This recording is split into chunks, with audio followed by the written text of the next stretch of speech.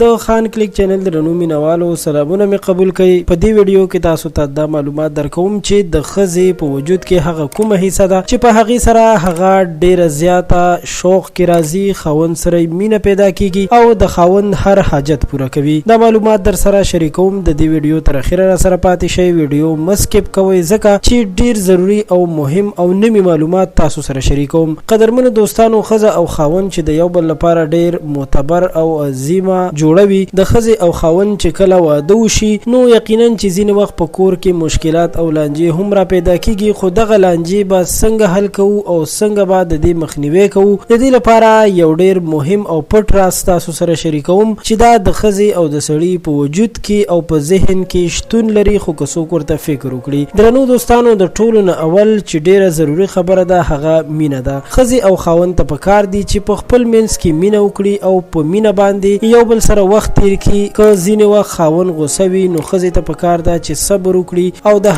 هغه خوبیانې را په یاد کړي کومې چې د دې په خاوند کې دي، نو په دې سره به د دوی کور نور هم د جوړوالي اړخ ته لاړ شي. او که ځینې وخت ښځه غوسه وي او یا څه مشکل لري نو خاوند ته پکار دي چې صبر وکړي او ښځې سره په ډیره مینه باندې خپل مشکل حل کړي. نو قدرمنو دوستانو، همدغه مینه که د ښځې په وجود کې او د سړي په وجود کې او ذهن کې شتون ولري نو بې له شکه چې د دوی کور به په ډیره مینه باندې مخ په وړاندې لاړ شي او د دوی په منځ کې به محبت نور هم زیات شي او دوی به یو کامیابه کورنۍ ولري. او د ښځې او خاوند لپاره مینه کول او په خپل منځ کې صله رحمي کول ډیر زیات ضروری دي. درنو دوستانو، دا ویډیو تر همدې ځایه وه. ستاسو ټولو بیا هم ډیره مننه کوم چې تاسو موږ سره د ویډیو تر اخره پاتې شوئ. زموږ چینل در سره هم سبسکرایب کړئ. تر بیا مو په لوی الله سپارم.